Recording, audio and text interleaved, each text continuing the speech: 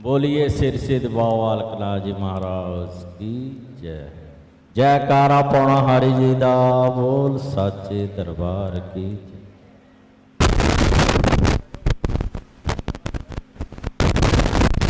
तो आज की बाबा बालकनाथ जी महाराज जी की चौकी भंडारे का आप सभी ग्रामवासियों को, समस्त साध संगत जी को एवं जगतार सिंह जी जिनके माध्यम से यहाँ पर आयोजन किया, उनको, उनके परिवार को बहुत बहुत बधाई, बहुत बहुत शुभकामनाएं, बहुत बहुत बाबा बालकनाथ जी महाराज जी का आशीर्वाद। तो जैसा कि आप बाबा बालकनाथ जी महाराज जी के बारे में जानते हैं कि बाबा बालकनाथ जी महाराज कलयुग अवतार हैं, कलयुग में बाबा जी की महिमा है। तो उसी का एक ये अंश मात्र है कि उनकी घर घर में पूजा हो रही है, हर गांव में, घर में, देश में, विदेश में पूजा हो रही है, उनको मान रहे हैं। उनका सत्संग, चौकी, भंडारों का आयोजन हो रहा है, जागरणों का आयोजन हो रहा है, क्योंकि वो हमें जो हम मांगते हैं उनको मानते हैं और वो हमें उससे फलीभूत करते हैं। क्योंकि बाबा जी को वरदान है कि उनकी जो धोने की विभूति है उसको मस्तिष्क में लगाने मात्र से, खाने मात्र से जब विभिन्न तरह के जो है रोग, दोष, भय, विकार आदि उनका नाश होता है और हर तरह की धन दौलत ऐश्वर्य आदि जो भी संपदाएं हैं, जो भी सुविधाएं हैं, जो भी आप चाहते हैं तो वो प्रदान करते हैं। लेकिन उसके लिए हमारा जो है अखंड विश्वास उन पर होना चाहिए। विश्वास, श्रद्धा होगी, वो चीजें तभी फलीभूत होंगी। और जैसा कि अभी सतगुरु भजन मंडल जो सत्संग कर रहे थे, उन्होंने आपकी विरती लगाई, सत्संग सुनाया, भजन गाए, करे हैं। तो जब लेखों की बात आई आपके, तो सभी प्रसन्न थे कि हमारे लेख लिखें, देखें। तो भगवान ने जो है आपके सब कुछ दे के भेजा है, सब कुछ लिख के भी भेजा है। लेकिन एक बार चंद्रगुप्त मौर्य ने चाणक्य जी से पूछा कि जब किस्मत लिख के ही आती है, सब कुछ हुआ, तो हमें कुछ करने की क्या जरूरत है? तो चाणक्य जी ने जवाब दिया कि वो बहुत बड़े विद्वान है, आपने सुना होगा चाणक्य नीति, जो क्योंकि हमारे ऋषि मुनि विद्वान पंडित थे, जो राजा महाराजा होते थे, उनको जो वह शास्त्र ज्ञान इत्यादि और हर तरह की नीति के बारे में ज्ञान देते थे, तो उस अनुसार ये चीजें चलती थी। तो उन्होंने जवाब दिया कि अगर लेख लिख कर आए हैं, किस्मत लिख कर आई हो सकता है कि उसमें लिखा हो कि आप कोशिश करें, तो कोशिश करेंगे तब उस चीज की आपकी प्राप्ति होगी। तो इसलिए जो है आपका जन्म हुआ है, आप आए हैं, जो भी अपना नित्य नियम करें, सिमरन करें, भजन करें और कुछ भी जो कार्य आप करना चाहते हैं, जो भी आपका रोजगार माध्यम कुछ भी है, तो कोशिश करते रहना है, अपनी मेहनत पूरी करें, तभी जो है आप उस चीज की प्राप्ति कर सकते हैं। अगर हम मेहनत नहीं करेंगे तो सारा जितना मर्जी आपको उस समय भाग्य में लिखा होगा आपको मिल भी जाएगा, वो आपके भाग्य अनुसार, जन्म के अनुसार।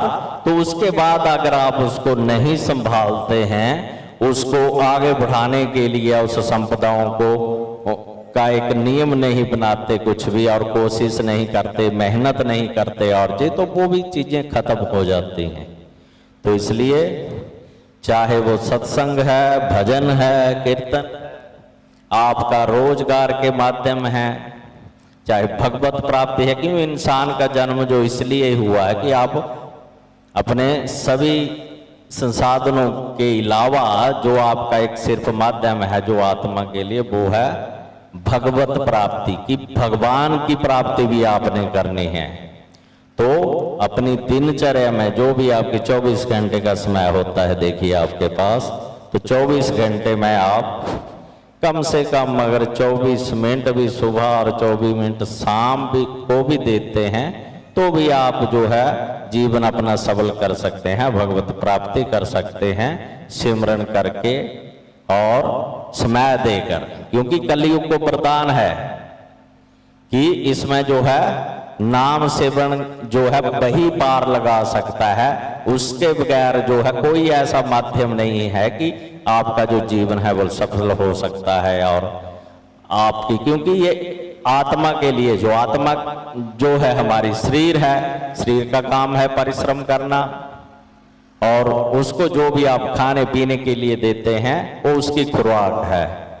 उसके बाद आत्मा की खुराक जो है वो है नाम सिमरन संकीर्तन, क्योंकि उसी के द्वारा जो है आपको जो है भगवान की सिमरन की प्राप्ति होगी, तो उससे ही आप आगे बढ़ सके। जो आपका अगला जन्म जो है वो तभी सफल होगा कि आप उसमें सिमरन लगाते हैं, सिमरन में टाइम लगाते हैं, तो वो ही आपको इस भवसागर से पार करेगा और कलयुग के प्रभाव से भी बचाएगा। क्योंकि कलयुग में तो वरदान है कि इसमें जो है धर्म भी बहुत होगा, पाप भी बहुत होगा। आप समाज में देख रहे हैं विभिन्न तरह की जो भी कुरीतियां चल रही हैं, और यह हजारों वर्ष पहले हमारे ऋषि मुनियों ने ग्रंथों में लिख चुके हैं कि कलयुग में ये होगा और सतयुग में ये होगा, द्वापर में वो चीजें घटित हो रही हैं।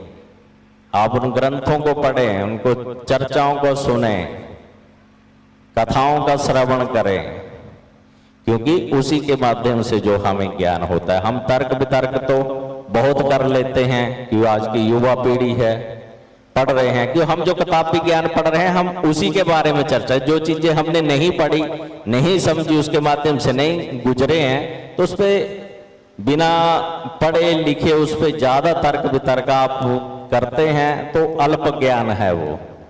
तो इसलिए किसी भी चीज को पढ़ें, क्योंकि जो भी हमारे देवी देवता हैं उनका पूजा पाठ विधि नियम सिमरन करना जो है वही उसी के माध्यम से जो है उसकी प्राप्ति हो सकती है। वो हर चीज का एक नियम है, क्योंकि शिक्षा दीक्षा गुरु ज्ञान, क्योंकि जब हम कक्षाओं में पढ़ते हैं, बच्चों को स्कूल में डालते हैं, तो टीचर जो पढ़ाते हैं उसको उसका ज्ञान होता है।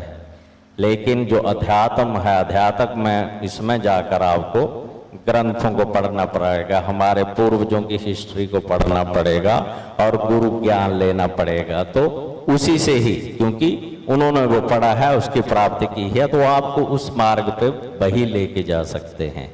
तो इसलिए जो है समय दें कम से कम जो है अपनी दिनचर्या में, क्योंकि आज का जो समय है देखिए सभी व्यस्त तो हैं ही, बिना काम के जो हैं वो भी व्यस्त हैं, सब अस्त व्यस्त हुए पड़े हैं हमारी दिनचर्या। तो उसमें सुधार करें, एक नियम पूर्वक जो है जीवन जिए, क्योंकि सुबह उठें समयानुसार उठें, समयानुसार खाएं, समयानुसार पिएं, समयानुसार सोएं।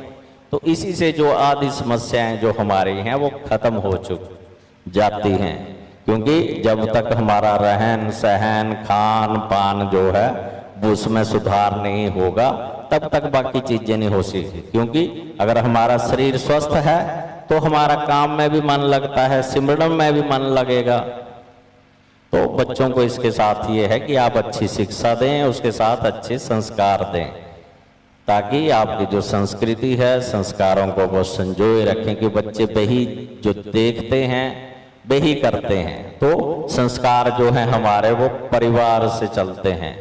तो परिवार में जैसा माहौल होगा, धार्मिक प्रवृत्ति का होगा, पूजा पाठ करते हैं आप, भजन संकीर्तन करते हैं, धार्मिक स्थानों पर जाते हैं, तो बच्चे भी उसी तरह का जो है आपको अपनाएंगे, फॉलो करेंगे, तो उनका भी उसमें ध्यान लगेगा। अगर हम इनसे उनको वंचित रखते हैं कि जो मर्जी करते रहें, टीवी देखते रहें, फोन देखते रहें, जो खाने को दिल कर रहा है खाते रहें पाते रहें, अस्त व्यस्त सा, तो वो वैसे ही हो जाएंगे।